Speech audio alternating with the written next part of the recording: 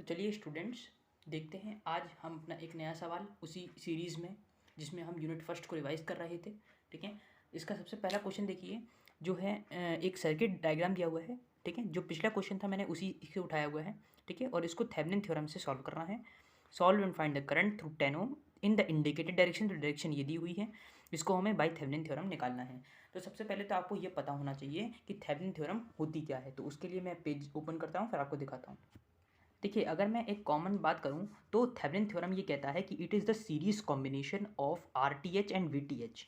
जैसे कि ये हो गया हमारा ये हो गया हमारा आर टी एच, और इसका सीरीज कॉम्बिनेशन मतलब ये हमारा, मान लीजिए ये हमारी बैटरी हो गई वी ए बी, मतलब वी ए बी बोल देते हैं, या वी टी एच। जिस पॉइंट के अक्रॉस निकालना है ए बी, तो वो इसलिए ए बी बोल दिया, और इस वी ओ बी को हम बोलते हैं वी टी एच। तो थेवेनिन वोल्टेज, थेवेनिन रेजिस्टेंस, इन दोनों का जो सीरीज कॉम्बिनेशन होता है वो होता है हमारा थेवेनिन्स थ्योरम। क्या होता है? Thevenin's theorem. तो Thevenin theorem state that in any active bilateral and linear circuit, ठीक है, द सीरीज कॉम्बिनेशन, ठीक है, of R T H and B T H is Thevenin theorem. Okay, तो अब हम आगे बढ़ेंगे। तो देखिए, अब ये हमारे पास क्वेश्चन है। ठीक है, तो क्वेश्चन को हम सॉल्व कर रहे थे। तो जैसे कि ये हमारे पास क्वेश्चन है, तो वही करेंगे जैसे कि हमने लूप, आप मेरा पिछला वाला वीडियो देखना जिसमें मैंने लूप के बारे में बताया है, लूप कैसे सॉल्व करते हैं। तो हमने भी वही करा है कि वो पूरी सर्किट बना दी है, बस चेंज ये करा है कि हमें 10 ओम के अक्रॉस निकालना होता है। ठीक है, हमें इस फिगर में किसके अक्रॉस निकालना है? 10 ओम के अक्रॉस। तो आपको ये पता होना चाहिए कि जिस भी रेजिस्टेंस के अक्रॉस निकाला जाता है, तो थेवेनिन थ्योरम में वो ब्रांच हम गायब कर देते हैं। तो देखिए 10 ओम वाली ब्रांच इस वाले फिगर में गायब हो चुकी है। गायब के बदले क्या लगाते हैं? गायब के बदले हम वी ए बी लगाते हैं। वी ए बी में आप कुछ भी लगा सकते हैं, चाहे तो ऐसे भी लगा सकते हैं, फिर उस हिसाब से लूप रूल लगाएंगे, मतलब ये नेगेटिव ये पॉजिटिव। लेकिन यहाँ पे मैंने क्या किया है, यहाँ पे मैंने लिया है पॉजिटिव और negative, positive negative V A B. ठीक है, तो ये हमारा I1 लूप हो गया, ये I2 लूप हो गया, I3 वही है लूप। अब लूप मेथड लगना है। ठीक है, तो अब देखिए, अब हमें पता है कि, देखिए मैं थोड़ा सा हल्का सा जूम कर दे रहा हूँ। हाँ ठीक है, तो देखिए अब हमें पता है कि ये 100 है। तो अब हम पहले वाले जो I2 होगा वो 0 होगा, क्योंकि I2 वाली सर्किट ही ओपन है। हम हमेशा एक imaginary V A B connect कर देते हैं जिस भी ओम के अक्रॉस, जिस भी रजिस्टर के अक्रॉस हमें वोल्टेज या करंट पूछा जाता है। ठीक है, तो हमें इसके अक्रॉस करंट पूछा गया है, इस वाले क्वेश्चन के, इस वाले रजिस्टर के अक्रॉस करंट पूछा गया है। तो हम क्या करते हैं, उस वाले वी ए बी को उस जगह हम वी ए बी लगा देते हैं ओपन। ठीक है, कनेक्ट नहीं दिखाना है, मतलब ये इससे कनेक्ट नहीं दिखाना है, आपको लाइन नहीं बना देनी है। ठीक है, अलग रखना है। तो I2 जो है वो 0 हो जाएगा, क्योंकि इसकी सर्किट खुली हुई है, कोई भी वायर नहीं लगा हुआ है। तो I2 0 हो जाएगा, बाकी I1 और I3 फ्लो करेंगे। तो फ्रॉम सर्किट डायग्राम हमने लिख दिया। तो थेवेनिन थ्योरम मैंने आपको समझा दिया। अब बढ़ते हैं इन लूप 1। तो पहले वाले लूप में केवीएल लगाएंगे। केवीएल क्या कहता है? Sigma of V equals to 0, that is the summation of the voltage in a closed circuit, और summation of V equals to 0, that is summation of the voltage in a closed circuit और closed path is equals to 0। ठीक है, तो अब loop 1 के लिए question लिखिए। तो देखिए कैसे लिखेंगे, पहले मैंने लिखिए -12। तो ऐसे चलते हैं -12 I1 माइनस I2। तो ये कंसेप्ट अगर देखना है तो आपको पिछला वीडियो देखना पड़ेगा, लूप वाला, लूप मेथड न्यूमेरिकल 1।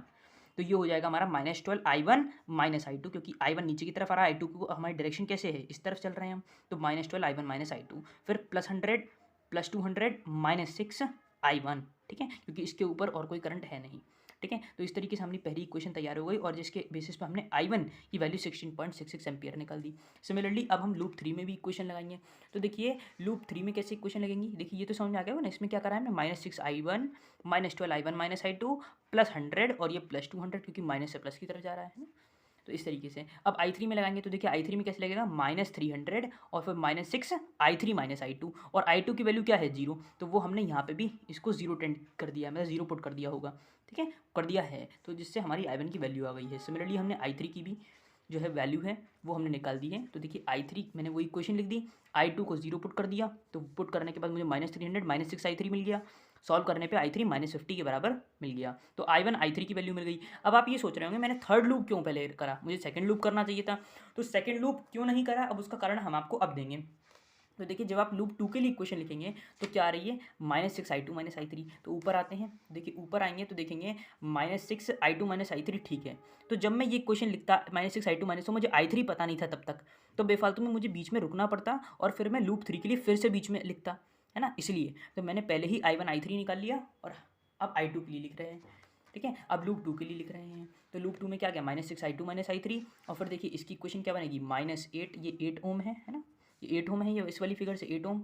तो -8 I2, ठीक है, and then -100 then -12 I2 - I1, क्योंकि सेकंड लूप चलना है तो सेकंड लूप को हम प्रायोरिटी देंगे, सेकेंडरी जो करंट है मतलब जो I2 हमारा करंट है उसे हम प्रायोरिटी देंगे, तो I2 - I1 और माइनस VAB, क्योंकि हम ऐसे चल रहे हैं तो ये पॉजिटिव है ये नेगेटिव है, तो माइनस ऑफ VAB या VTH दोनों ही बोल सकते हो आप। तो देखिए वही इक्वेशन मैंने यहाँ पे लिख दी है पूरी, और VAB की वैल्यू सॉल्व करके निकाल ली I1 और I3 की वैल्यू पुट करके, क्योंकि I2 तो 0 है तो VAB की वैल्यू कितनी आ गई -200.08। -200 ये दिखाता है कि जिस डायरेक्शन में हमने बैटरी का पोटेंशियल माना है वो वैसा नहीं है, वो बल्कि ऐसा है। ठीक है, तो कोई दिक्कत नहीं है, जो हमने माना है उसे हम अभी वैसे ही रहने देंगे। और अब चलते हैं, हमारा वोल्टेज आ गया। वोल्टेज के बाद अब हम इसमें RTH निकालते हैं। तो पहला काम होता है थेवेनिन में निकालना VTH। देखिए आपको दिख रहा होगा यहाँ पे, मैं थोड़ा साइड कर दे रहा हूँ। First work is to find VTH, then to find RTH and then to find current. तो ये 3 स्टेप्स के ऊपर पूरा जो थेवेनिन थ्योरम है वो चलता है। ठीक है, तो अब निकालते हैं RTH। तो देखिए RTH निकालने की एक प्रोसेस होती है कि हम रिप्लेस करेंगे सारे वोल्टेज सोर्सेज को विद शॉर्ट वायर और करंट सोर्स को ओपन वायर के साथ। क्यों करेंगे? क्योंकि रेजिस्टेंस वोल्टेज आइडियल सोर्स का, ठीक है, हम क्या करते हैं, जो वोल्टेज होता है हमारा, जब हमें किसी के रेजिस्टेंस नहीं दी हो तो हम उसे आइडियल सोर्स मान लेते हैं।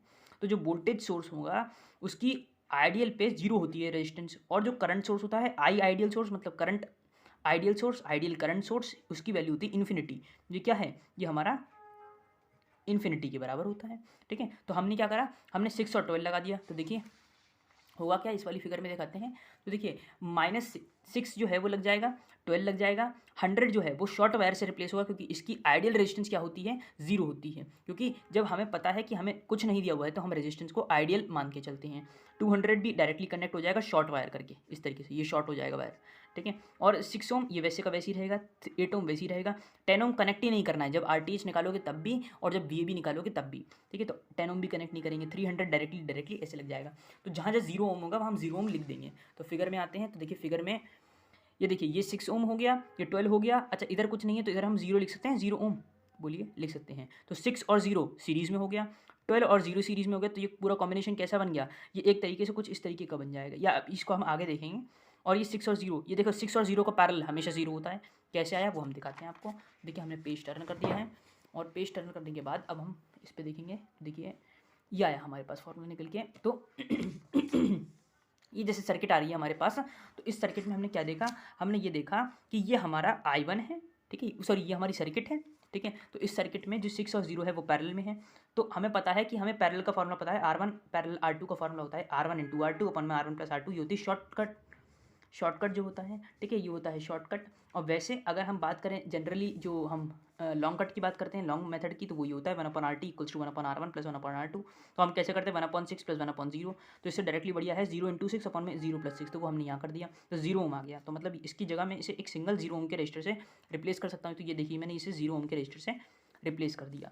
नीचे 8 वैसे ही रहेगा, 6 0 सीरीज़ में, तो 6 और 0 का सीरीज़ पैरेलल विद 12, तो 6 पैरेलल 12, 6 पैरेलल विद 12। इस तरीके से हमने निकाल दिया 6 × 12 अपन में 12 + 6, तो इसका आंसर आ गया 4, दैट इज 12 6 जो है। तो उस तरीके से हमने निकाल के पूरी जो वैल्यू आई है हमारे पास वो 4 ओम आ गई। सिमिलरली RAB की वैल्यू कैसे आएगी, 8 + 4 = 12 ओम। 8 + 4 = 12 ओम क्यों आई, क्योंकि 8 और 4 सीरीज़ में और 0 के साथ सीरीज़ में, तो वो तो 0 ही रहेगा। तो 0 + 8 + 4 नथिंग बट 12 ओम। तो RAB आ गया, या RTH बोल दें, बात एक ही है, और RTH। ठीक है, अब हमें क्या करते हैं, अब इसमें थेवेनिन इक्विवेलेंट सर्किट बनाते हैं। थेवेनिन इक्विवेलेंट सर्किट कुछ इस तरीके की दिखती है कि VAB के साथ या वोल्टेज रेजिस्टेंस के साथ RTH सीरीज में लगा है। और RL क्या होता है, RL होता है लोड रेजिस्टेंस। RL क्या है, RL है load resistance. RL is load resistance. तो मतलब जिस रेजिस्टेंस को हमने हटाया था, जैसे कि हमने 10 ओम को हटाया था, तो हम उसे लोड रेजिस्टेंस बोलेंगे। कोई और रेजिस्टर हटाते हैं तो उसे हम लोड रेजिस्टेंस बोलते हैं। ठीक है, तो ये आ गया 12, ये हो गया हमारा 10, क्योंकि लोड रेजिस्टेंस 10 आया था जो इसमें हमने हटाया था। 12 हमारी ये RTH हो गई, और ये हमने VAB। अच्छा देखिए VAB मेरा क्या आया था, नेगेटिव आया था। अगर आप फोकस करें, थोड़ा सा पीछे करें वीडियो को, तो हमने क्या निकाला था, हमने ये निकाला था VAB -200। मतलब जो हमारी एज्यूम्ड डायरेक्शन है ये वाली, वो इस तरीके से नहीं बल्कि कुछ इस तरीके से दिखेगा, मैंने आपको बताया था। तो अब हम क्या करेंगे, पेज टर्न करके अब ये भी दिखाएंगे आपको। तो देखिए हमारे पास क्या आएगा, हमारे पास कुछ इस तरीके का सिस्टम जनरेट होगा। तो हम क्या करेंगे, जो VAB बनाएंगे उसको हम पोलैरिटी रिवर्स कर देंगे। तो ये हमारा 200.08 को दिखा रहा है ना, ये 200.08 को। लेकिन अगर मैं ऐसे रखता, ठीक है, कैसे रखता, ऐसे रखता, ये बड़ा और ये छोटा। ठीक है, तो इस केस में तो ये हमारी, तो ये तो एज्यूम्ड पोलैरिटी और नेगेटिव आई है, तो अब लिखना पड़ता -200.08। तो हमेशा जनरली हम पॉजिटिव में लिखते हैं, तो इस तरीके से आप सर्किट्स को दिखाएंगे। ठीक है, ये सही वे है। उसके बाद अब आई अक्रॉस 10 ओम, ठीक है, सीरीज में है तो करंट सेम होता है, तो हम टोटल रेजिस्टेंस अपॉन में टोटल वोल्टेज करते हैं एक तरीके से, है ना। तो वोल्टेज की वैल्यू VTH अपॉन में RTH प्लस RL, ठीक है, ये फॉर्मूला हो गया। तो RTH की वैल्यू कितनी है, थेवेनिन रेजिस्टेंस 12, तो हमने 12 पुट कर दिया। RL की वैल्यू कितनी है, 10 है, तो हमने 10 पुट कर दिया। VTH की वैल्यू माइनस, VTH की वैल्यू माइनस ही पुट करोगे, क्योंकि वो ये दिखाएगा कि आपने जो एज्यूम डायरेक्शन करी है उसमें आप करंट कैसे निकालना है। तो ये वैल्यू डालेंगे तो -9.09, तो -9.09 ये क्या दिखा रहा है, that is current flows from point B to A। अगर मैं इस पॉइंट को ए बोल दूँ, ये मैंने ये इसे ए बोला था, इसे बी बोला था, यही तो बोला था फिगर में, तो करंट ए से बी नहीं बल्कि बी से ए फ्लो कर रहा है, बी से ए फ्लो कर रहा है, क्योंकि अगर मैं इस वाली बैटरी में 10 ओम सब्स्टिट्यूट करूँ और इसको 10 सब्स्टिट्यूट करूँ, इसको 12 सब्स्टिट्यूट करूँ, तो करंट माइनस का मतलब हुआ कि जो मेरा करंट है वो पॉजिटिव से नेगेटिव की तरफ नहीं, क्योंकि ये कन्वेंशनल डायरेक्शन है, नेगेटिव से पॉजिटिव की तरफ जा रहा है। कैसे जा रहा है, नेगेटिव से पॉजिटिव, करंट इस तरीके से फ्लो कर रहा है, ठीक है। तो ये आपको ध्यान रखना पड़ेगा। तो इसी के साथ हमारा ये question with the help of Thevenin theorem finish होता है। इससे पहले मैंने लूप मेथड डिस्कस करा था, चाहे तो आप कोई डाउट हो आपको तो आप उसे देख लीजिएगा।